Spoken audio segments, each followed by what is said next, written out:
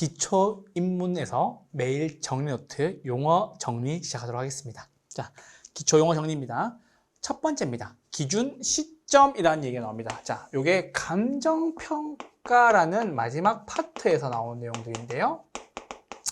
제가 여러분들이 기초 용어 정리집 같은 경우에는 기억부터 순서대로 시작하고 있기 때문에 여러분들이 좀 모를 때 찾기 쉽게 기억부터 진행하고 있으니까요. 참고해 주시고요. 기준 시점 어디에? 감정평가라는 파트에서 나오는 내용으로서 총 부동학개론 40문제 중에서 올해 34회 시험에서 몇 문제? 총 6문제가 출제가 되었습니다. 원래는 15% 내외로 출제한다라는 얘기가 나왔고요. 40문제에서 15% 내외인 정확한 6문제가 출제가 되었고요. 기준 시점은 감정평가에서도 되게 중요한 부분입니다. 감정평가의 기준이 되는 날짜를 의미하는 게 기준 시점이고요. 기준 시점은 가격 조사를 완료한 날짜로 한다라고 나옵니다. 그래서 기준 시점은 가격 조사를 완료한 날짜라고 해주시면 되고요. 현장 조사를 완료한 날짜라고도 시험에 나온 적이 있어요. 아니죠. 가격 조사죠. 그리고 가격 조사를 시작한 날짜로 한다. 가격 조사를 시작한 날짜로 한다라고 나온 적 있어요. 아니죠. 가격 조사를 완료한 날짜로 정한다. 우린 그걸 뭐라 그럽니까? 기준 시점이라고 얘기를 합니다. 그래서 기준 시점이 이렇게 나온 적이 있습니다. 현재 시점이라는 얘기로 나온 적도 있습니다. 현재 시점이다, 기준 시점이다. 기준 시점이다. 현재가 언젠데? 오늘은 10입니다. 가게 갔더니 오늘은 10입니다래요. 내일 또 가요. 오늘은 10입니다래요. 오늘이 언제냐고요? 없다라는 얘기죠. 그래서 현재는 없다. 뭐만 있다? 기준만 있다. 기준 시점만 있다. 이렇게 정해 주시면 되겠습니다. 두 번째입니다. 기회비용입니다. 아까 제가 투자론 하면서 최소한의 수익률입니다. 또는 기회비용입니다. 라고도 얘기했습니다. 뭐예요? 요구 수익률로서. 그쵸? 기회비용이에요. 라고 얘기했습니다. 다른 대안을 선택함으로써 선택되지 않은 다른 기회들 중에서 최대의 가치. 여기가 가장 중요한 겁니다. 그래서 선택으로 인해서 포기된 것들 중에 가장 큰 가치를 말한다 라고 얘기하는 겁니다. 그래서 학개론에서는 요구 수익률이라는 말로 나올 겁니다. 무엇과 비교한다? 기대 수익률과 내부 수익률과 비교하는 것들에 대한 이야기였습니다. 기회비용이었습니다. 세 번째, 내부 수익률입니다. 나왔죠? 장래 수입의 현재 가치와 지출의 현재 가치를 같게 동일하게 만드는 할인율을 말하며 순현가를 뭘로 만들고 0으로 만들고 수익성 지수를 뭘로 만든다? 1로 만드는 할인율이다. 34회 기출문제 나왔죠? 순현가를 0으로 수익성 지수를 1로 만드는 할인율. 그래서 34회 시험에서는 순현가를 1로 수익성 지수를 0으로 만든다고 얘기해서 바로 틀렸다라는 질문으로 걸러낼 수 있었습니다. 그래서 순현가를 0으로 만든다. 그쵸?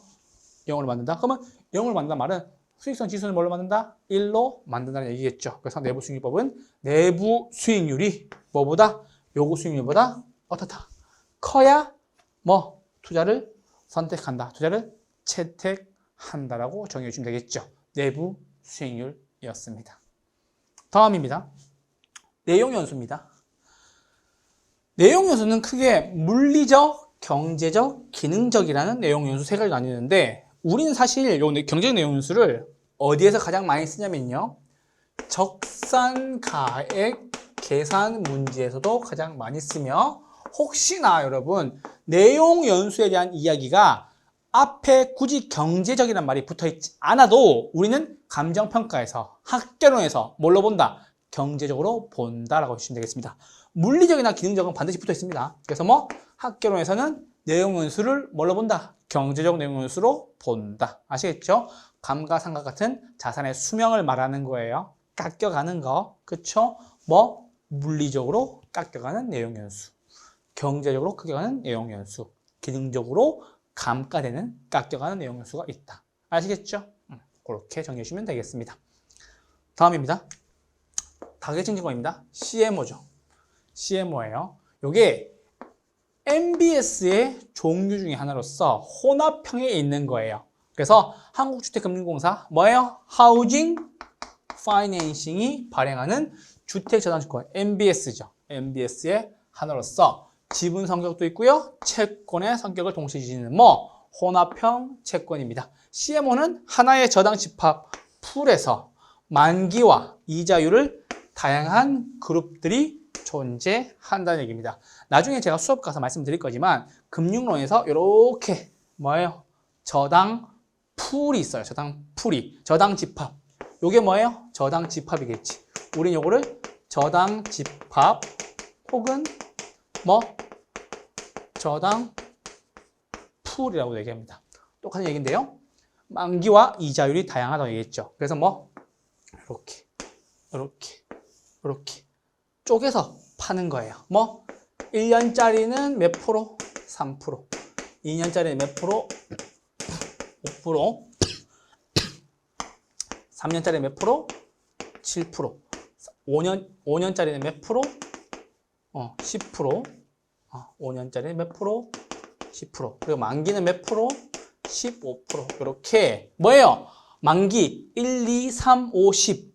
다양한 만기와 이자율도 어떻다? 다양하게. 만기가 즉 늦을수록 뭐예요? 이자율이 높다. 이렇게 쪼개서 파는 거예요. 누가? HF에서 제품을 만들어서 누구에게? 투자자에게. 우리는 이거를 CMO라고 얘기하는 거고요. CMO라는 얘기가 딱 나오면 뭐예요? 무엇을 생각하면 된다?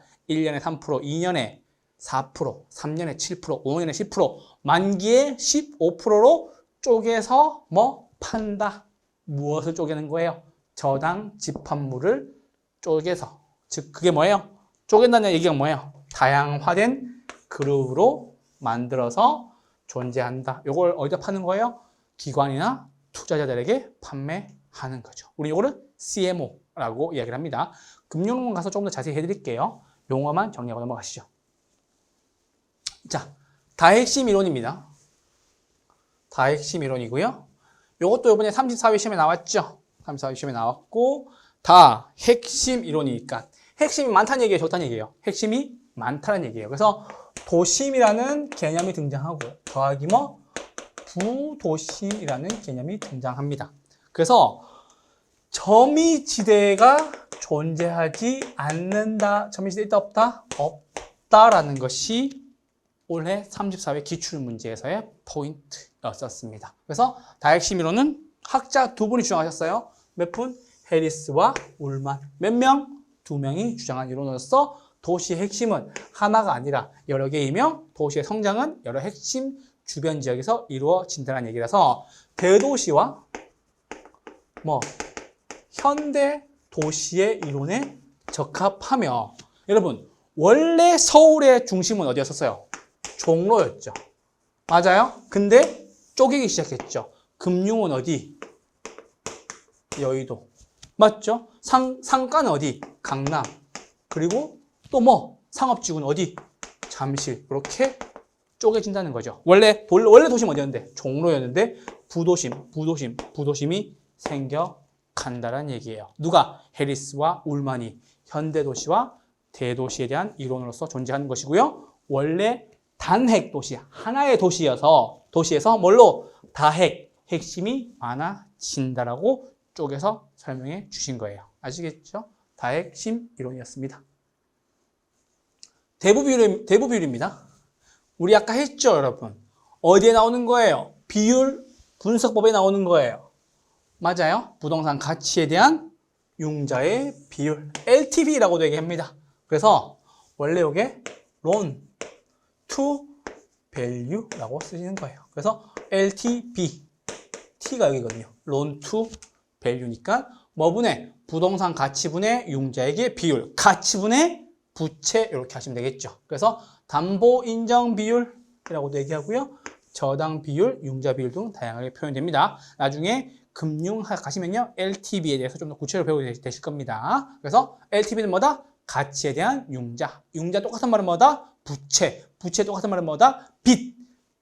빚의 똑같은 말은 뭐다? 남돈. 아시겠죠? 이렇게 얼마든지 여러분들이 똑같은 단어로서 응용하실 수 있도록 말씀을 드리는 거예요. 자, 대체제입니다. 용도가 유사하여 한 상품을 소비하는 대신에 다른 상품을 소비하여도 효용과 만족에 큰 차이가 없는 상품을 말한다. 코카콜라와 펩시콜라, 아파트와 연립주택 등은 대체관계에 있다. 여러분, 되게 유명한 구호가 하나 있어요. 뭐? 꽝 대신 닭. 무슨 뜻이에요? 대체제란 소리예요. 왜? 대신할 수 있는 거. 코카콜라 없으면 펩시 먹고, 아파트에 못 살면 주택에 산다. 그래서 뭐요? 대체관계에 있다라고 설명을 하는 거예요. 아시겠죠? 대체제. 근데 포인트 하나만 정리합시다. 대체제 A의 가격이 상승하면 A 재화에 대한 수요가 감소하니까 B에 대한 수요가 증가한다. 자, 잠깐만. 꽝의 가격이 올라가면 닭꽝을 안 사 먹게 되겠죠. 수요는 감소하게 되겠죠. 근데 꽝의 수요는 어떻게 돼요? 닭의 수요는 어떻게 돼요? 수요는 증가한다. 그쵸? 왜? 우리는 나중에 되면 교차 탄력성이라는 내용을 들어가게 되면 가격과 수요량을 비교해야 되는 문제가 나올 거예요. 왜? 교차 탄력성은 뭐예요? X제 가격의 변화율분의 Y제 수요량의 변화율이 될 거거든요. 그래서 대체제 내용 잘 기억해 주셔야 됩니다. 이걸 잘 기억하셔야 여러분 경제론에 가서 교차 탄력성에 대해서 헷갈리지 않는다고요. 아시겠죠? 자, 동결 효과입니다. 동결. 저게 뭐예요? 여러분, 혹시 급속 동결, 뭐 금속 동결 이런 얘기 들어봤죠? 그게 뭐예요? 얼린다는 얘기죠. 영어로 얘기하면 여러분 락인 이펙트라고 얘기해요. 락인. 근데 영어 표현이 좀 달라요. 영어에서 표현은 이게 잠근다라는 뜻이거든요. 그래서 물량이 잠겼다라는 뜻이에요. 근데 우리는 한국에서는 이걸 동결이라고 얘기하더라고요. 동결. 뭐 가만히 냅둔다라는 뜻이죠. 동결. 어렵습니다. 그래서 봅시다. 양도소득세를 인상하게 됩니다. 자, 양도소득세 언제 내는 거예요? 집 팔 때 내는 거예요. 언제 할 때? 집을 양도할 때. 누구에게? 매수자한테 양도할 때 내는 거라고요. 왜? 시세 차익에서 법만큼을 소득세로 내는 거라고요. 그러면 야, 집 팔 때 너 집 살 때랑 팔 때랑 시세 차익만큼 소득세를 내라. 근데 그 소득세가 많이 내라는 거죠. 맞아요? 그럼 여러분 집을 팔고 싶겠어요? 안 팔고 싶겠지. 왜? 야, 집 팔아서 남는 돈 죄다 세금 주는데 누가 집을 팔고 싶겠냐고요. 안 팔게 되겠죠. 그런데 그렇게 돼서 주택 소유자가 양도소득세를 납부하지 않으려고 한다는 거예요. 그래서 뭐예요? 처분을 미루거나 기피함으로 인해서 공급이 감소하는 효과가 생기는 거예요. 무슨 효과? 역효과가 생기는 거예요. 원래는 부의 소득의 재분배나 부의 형평성을 위해서 야, 너 아파트를 시세 차익을 너무 많이 얻었으니까 세금을 많이 내라 라는 것이었는데 실제로 그 아파트를 팔아요, 안 팔아요? 안 팔게 되겠죠. 왜? 집 팔아가지고 번 돈 다 세금 내게 생겼는데 누가 팔겠어요? 그렇죠? 우린 그거를 동결 효과라고 얘기합니다. 왜? 집을 안 파니까요. 공급이 된다 안 된다? 공급이 안 된다. 무슨 효과? 공급이 감소하는 오히려 역효과가 생기게 되는 거죠. 우린 그거를 동결 효과라고 얘기하고 영어로는 lock-in effect라고 이야기합니다. 마지막입니다. 동심원 이론입니다. 시작론에 가면 18명의 학자를 배우게 될 텐데 도시공간 구조이론의 첫 번째 학자님입니다. 누구예요? 버제스의 동심원 이론입니다. 이게 여러분 언제 개발됐냐면요. 1925년도에 주장된 겁니다. 어디? 여러분 일리노이주의 주도죠. 시카고 대학. 경제학과로 되게 유명한 학파들입니다. 되게 독특한 이론을 정립하시기도 하고요. 그래서 시카고에 있는 도시를 분석을 해봤더니 이렇게 뭘로? 동심원으로 이루어져 있다라는 거예요. 이렇게 이루어져 있다는 거예요. 이 문제 역시 34회 기출문제의 지문으로 출제가 된 바가 있습니다.